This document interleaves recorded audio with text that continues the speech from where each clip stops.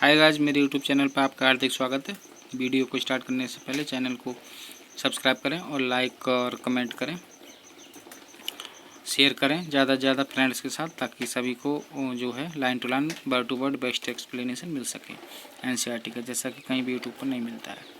The female reproductive system consist of a pair of ovaries. एक जोड़ी क्या ovaries होती हैं, ए पेयर ऑफ ओविडक्ट्स होती हैं, एक यूट्रस होता है, एक वेजाइना होती है, एक्सटर्नल जेनिटलिया होती हैं, and a pair of mammary gland होती है।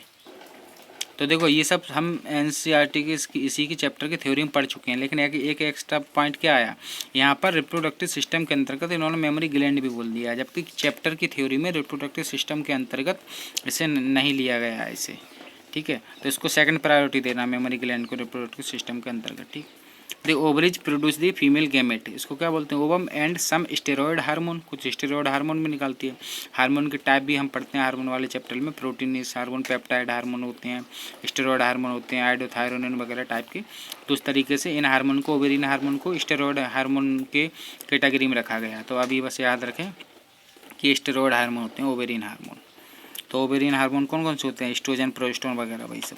ओवेरिन follicles in different stage of development are embedded in the stroma. तो जो ओवेरिन फॉलिकल जो होती हैं डेवलपमेंट की डिफरेंट स्टेज में किस में धसी रहती है, स्ट्रोमा में धसी रहती है। स्ट्रोमा उसका अंदर का टिश्यू का पार्ट होता था ना। The oviducts, uterus and vagina are female accessory duct. तो फीमेल एसेसरी डक्ट में कौन कौन आया था, ओविडक्ट आया था, यूट्रस आया था, वेजाइना आया था।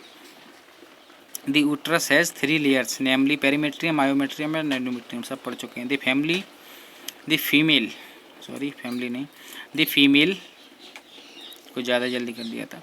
The female external genitalia include mons pubis, labia majora, labia minora, hymen and clitoris. तो मैंने बताया था ना कि फीमेल में 5 होती हैं, याद करने का तरीका भी बताया था सब, कैसे कैसे इसको पेयर दो का पेयर बना लें, 4 हो जाएंगे, एक अलग से ध्यान रखना, सब मैंने बताया होगा पिछली वीडियोज़ में।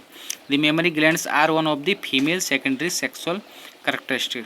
मेमोरी ग्लैंड क्या होती है, सेकेंडरी सेक्सुअल करैक्टरिस्टिक होती है। ठीक है, तो बाकी इतना हो गया, और इससे आगे देखते हैं। Spermatogenesis results in the formation of sperm. नाम ही बता रहा है कि स्पर्मेटोजोआ का बनना, जेनेसिस, स्पर्म बनते हैं, that are transported by the male sex accessory duct. Accessory duct का मतलब होता है, काम ही होता है ट्रांसपोर्ट करना। A normal human person, a normal human sperm, a normal human person नहीं sperm, a normal human sperm क्या है, इस कंपोस्ट ऑफ क्या क्या, हेड होता है, नेक होता है, ए मिडिल पीस होता है और टेल होता है।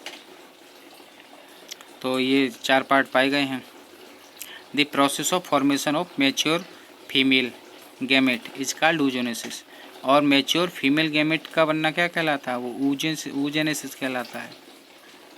तो इस तरीके से देखो, यहाँ डिफरेंस देख लेते हैं कि डिफरेंस इसमें जो है, एक मिनट,